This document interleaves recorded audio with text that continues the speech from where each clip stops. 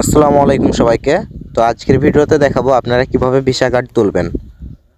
তো প্রথমে আপনারা প্রোফাইলে চলে যাবেন। প্রোফাইলে আসার পর এখানে দেখতে পাবেন ম্যানেজ ইওর গুগল অ্যাকাউন্ট।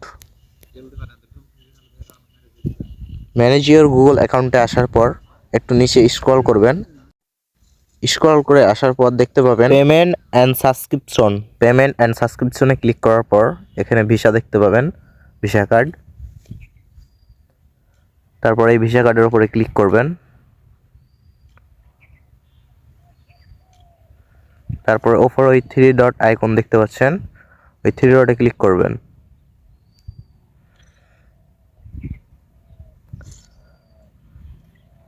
তারপর এখানে রিমুভ অপশনে ক্লিক করে কার্ডটা রিমুভ করে দিবেন। ধন্যবাদ সবাইকে।